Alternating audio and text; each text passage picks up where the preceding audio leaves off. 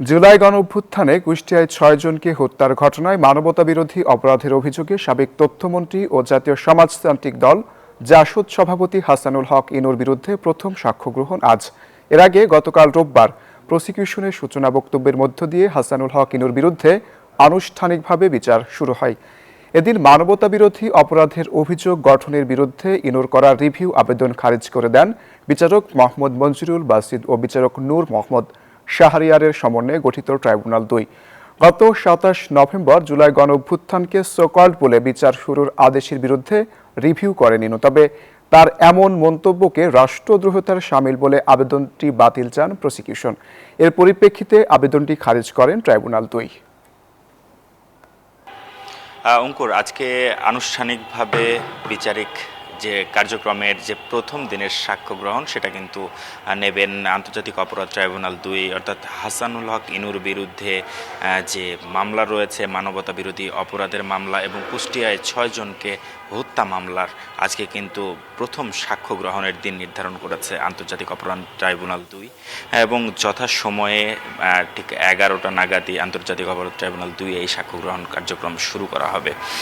যে বিষয়টি বলতে চাচ্ছিলাম যে আন্তর্জাতিক অপরাধ ট্রাইব্যুনালের এই আনুষ্ঠানিক কার্যক্রমের মোট ৮টি ফরমাল চার্জ অর্থাৎ ফরমাল চার্জ কিন্তু হাসানুল হক ইনুর বিরুদ্ধে আনা হয়েছিল এবং ঠিক সেই দিন থেকেই কিন্তু বিচারিক কার্যক্রম আনুষ্ঠানিকভাবে শুরু হয়ে যায়।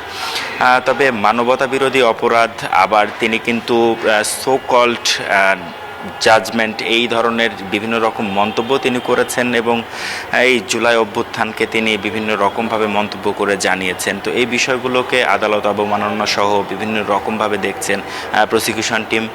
তারা কিন্তু এই বিষয়ে জানিয়েছেন এবং এই বিষয়কে আন্তর্জাতিক অপরাধ ট্রাইব্যুনালেও তুলে ধরেছেন, যেমনটা গতকাল সূচনা বক্তব্যে চিফ প্রসিকিউটর তাজুল ইসলাম কিন্তু এই বিষয়গুলো তুলে ধরেছেন আদালতে এবং তার প্রেক্ষিতেই তার আবেদন, হাসানুল হক ইনুর যে আবেদন, সে আবেদনটি খারিজ করা হয় এবং তার পরবর্তীতেই পর্যায়ক্রমে আজকে প্রথম দিনের সাক্ষ্য গ্রহণ এবং এটা হয়তো পর্যায়ক্রমে অর্থাৎ আন্তর্জাতিক অপরাধ ট্রাইব্যুনালের যে বিচারিক নিয়ম, সেই নিয়ম মেনেই হয়তো পর্যায়ক্রমে সাক্ষ্য গ্রহণের দিন পর্যায়ক্রমে বাড়বে এবং এক পর্যায়ে এটার হয়তো শুনানি শেষ পর্যায়ে যে হয়তো রায় ঘোষণার দিন নির্ধারণ করবেন আন্তর্জাতিক অপরাধ ট্রাইব্যুনাল।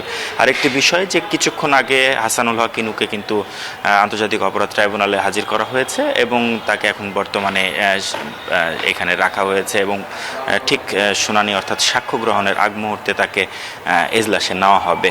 অঙ্কুর, আন্তর্জাতিক অপরাধ ট্রাইব্যুনাল থেকে এই ছিল আমার কাছে সর্বশেষ তথ্য। পরবর্তীতে প্রসিকিউশন টিম থেকে কেউ যদি ব্রিফ করেন সেক্ষেত্রে হয়তো নতুন কোনো তথ্য আপনাকে জানাতে পারবো।